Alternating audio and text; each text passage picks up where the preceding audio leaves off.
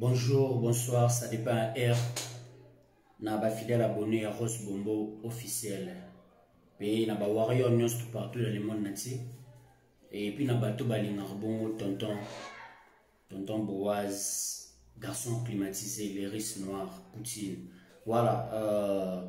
mes sincères condoléances dans toute la République de la Côte d'Ivoire. Tu bon qu'on perdre ancien président Nabango, au final âge il y a 92 ans. Voilà, donc mes sincères condoléances, on est ensemble, la famille ivoirienne. Voilà, bravo Nafali Popa Aigle du Cap La Merveille. Voilà, Mobile Azarane Boy. Voilà, au cas te ko beta concert jour morona tilapia ferigola parce que nous merci vraiment na papouche na ndenge annulé concert wana et puis on annulé concert yo ka date au pesibiso wa benga ni pesibiso message moko oyo et rassurer biso oyo mutu mon warrior moko taza d'ici biso nous tous vraiment content vraiment merci bravo t'as la différence au ya message au moment que artiste annulé concert par rapport il y a à mon que manque il y a sérieux dans cadre de organisation désordre côté manque bah désaccord et l'équipe trop annuler concert et puis yoka français ou artiste à utiliser après c'est pas raison pour annuler concert et ça te le rôle à bango tombe annuler qui concert tombe boycotter qui francophonie bah reste va pesa qui est pour là français malamu te ba komaki oh non pour la raison personnelle. Oh, raison telle songolo pakala, artiste soit abela qui diarrhée, soit artiste abela qui beka, tu es évité. Donc, merci vraiment, merci. Biso etant que ba warrior, tous abons fier. Et puis, to l'axi ba mo to ni le concert pour nos moni ça été. Toza biso na ba mo to kokanité, to ko tikate ke to fulaye jamais. Ce qui fait rigolo la zoluka. Asome ma musique na ndenge musique ezaki akala amema wana guerre ya wenge musique à maison mais wenge musique à BCBG nezaki sola ba fara na ba fikine na ba kermesse tout là fallait être professionnel fallait pour pas être tellement professionnel à travailler na professionnalisme nyonso donc to kotika jamais to fulaye to pesa makambo parce que ça sili soki ya mona ke conquérant na ezara fali banda date ya lelo to pe jour les 6 wana à comprendre qu'il fallait ça adversaire na été à que on se rassembler banganga nyonso to ya République démocratique du Congo donc na makanisi na équipe ba beta fara na fali ozo sala annonce ya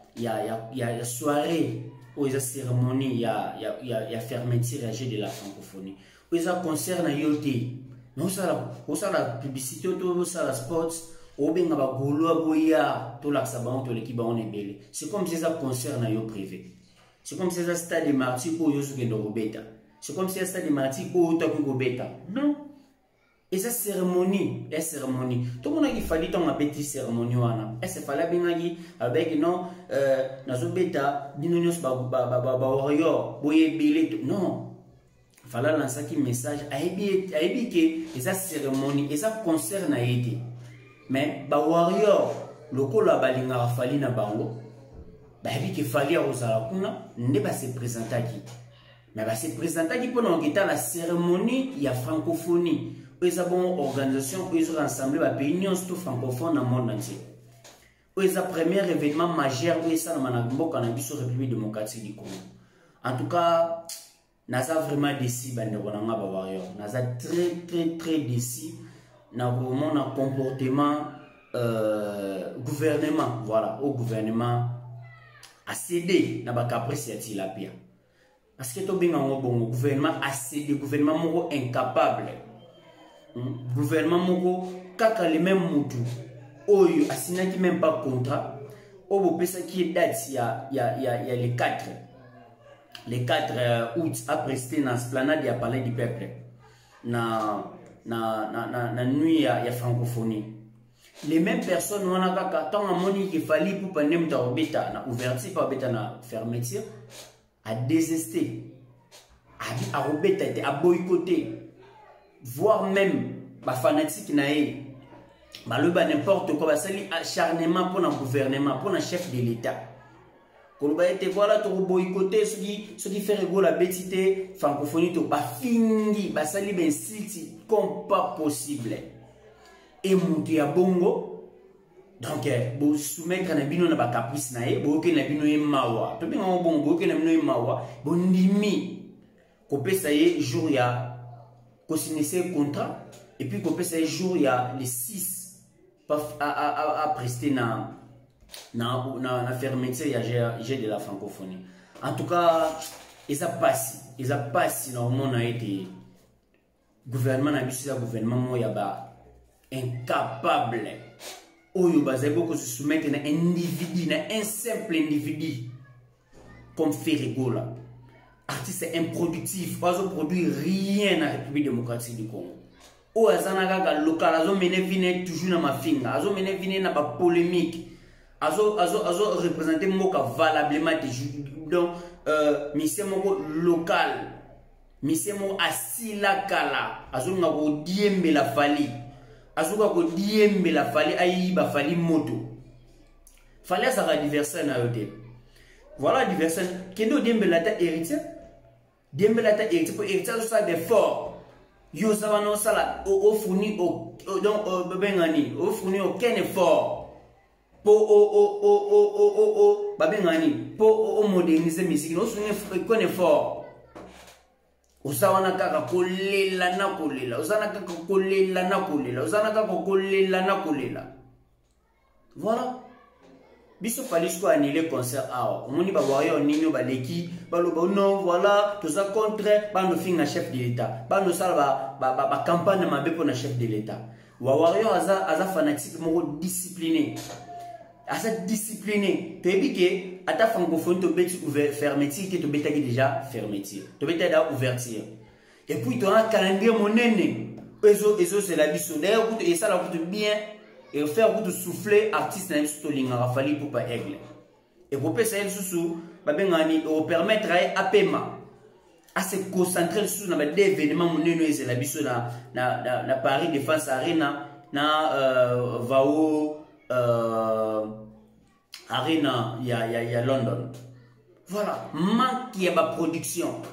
Bobeti jardin de laine a yo qualité. Botelisco qui tellement calendrier zaté, beaucoup tala na raga tela, bona place au kendete. Bon, to dembe la raga francophonie. To ke nega to siplier to senga bolimbisi. OK, non franchement na éviter. Ah, passi bandeko na nga ba warrior, vous comprendre vraiment place na en tout cas bandeko na nga vous allez d'accord autant la vidéo, liker vidéo, partager, abonner la chaîne si c'est possible et ça là vraiment bien. Au boycott qui j'ai à francophonie.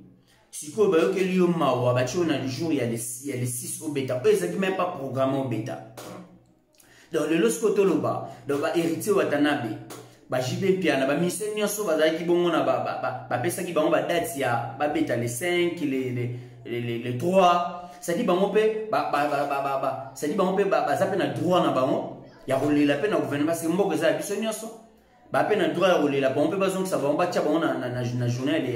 ya les 6 bango pe ba beta non franchement marambo eux ekolekati.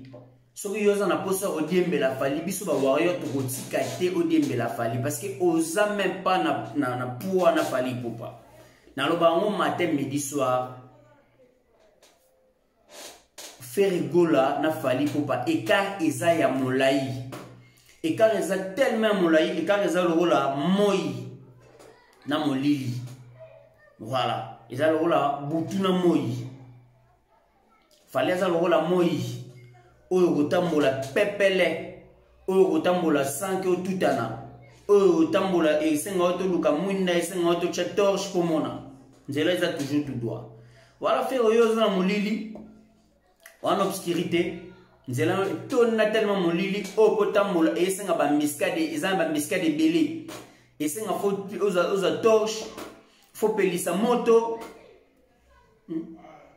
Et les gens font appeler ça moto, faut la torche, au lukaba, au lukamwinda pour mon clair. pour mon clair vraiment ils allaient passer bandeko nanga ils a passé mingi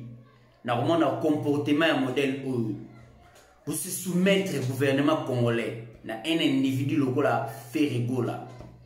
akelo bakuna ke kotsa usani ba campagne ok komona batalikolo ya gouvernement oyo zakara lobaki bongo na mission ya bosolo et pas ça mo oko akore même pas kotanga bakombo na bango parce que ndaki vraiment likolo ok kolobo ke fali nanga zawana atanga kutu bati bakombo ba Martin Fayulu ebimi wana pour nous rappeler gouvernement ki abana kotanga atanga aza muntu a supporter a soutenir bongo Fayulu fala banda otanga Fayulu banda ko ka banda kala na banzemo banda ka avant que tu Fayulu akota mambo ya nino ya élection électorale salamara na mikueleki zomona et puis fallait aza sage na banzemo mona aza aboaka ngapena trop boaka ba gouvernement tali ngapena ko kotsa misiki ne koma politique té parce que ebi que gouvernement échangeaka lobby gouvernement oyo pe koleka mutu so awoya yusko faire golo zo finga Martin Fayulu ozo kende ko benga nini ozo kende ko dénoncer Martin Fayulu kuna et pas ba konzo kenda ko luka kuba yo koloma ba kotso na jeu de la ba betsa na les 6 na jeu de la francophonie na ndenge yo banda ko luka siko lobby suki Martin Fayulu comme président siko yo suka lobby ton banko banda ko salama après on le sous non balingi ngate botala lobby fusala makambo fo yango zakaraza na raison faut son ma classe et puis na ba papier on ozo signer wana mona ki lobby ozo signer ozo so même pas temps kutu ya okoma ozo kutante ya otanga te oui même pas mamba zo koma na kati wana ozo so ozo signer lobby tango ebalukilo su mabe aloyo kama su bat bandoki parce que yo mesano kama bat bandoki en tout cas vraiment bandeko nanga eza pasi merci beaucoup Fali Poupa Aigle na message kitoko lancer biso ba toza toujours mobilisé warrior pour toujours warrior pour la vie Fali ou rien donc toza wana toujours pour nous soutenir ba trace nyonso to soutenir ba œuvre na nyonso tozali bongo ko tombela bongo concert kitoko eza bongo na Abidjan na festival na peut-être sur concert en ouvre vraiment bobetama je suis pas vraiment sûr mais lokola fallait ça professionnel na bien na page officielle to pe na Instagram na yeto ozo bongo ba information na ndenge sengel parce que lokola ba to perdre baza bongo éprouver parce que fait la bongo ex-président na bango voilà ex-président bango Baoulé je crois ana itini Baoulé. Voilà, invité ceux qui vont annuler, tout peut pas annuler, mais tout c'est la bon message officiel na page na Yemoko, Fali Poupa Aigle bien na compte Instagram na donc à vous en pour informer parce qu'il y a tellement professionnel. Voilà, donc merci vraiment na ba message. Vous avez beau comme là en privé, na ba suggestion na bino versi, ça me va vraiment trop au cœur, voilà. Ma courage na bino en tout cas nazo yambango na motema olele voilà merci beaucoup na SFR Mumba l'américaine Galina Maestro la fille du tout puissant islamite les races noires Fiston Bekam Fuji Mavinga l'exemple Angeli Jonathan de Gisman Keba Okozoka voilà bye bye le warrior à très bientôt.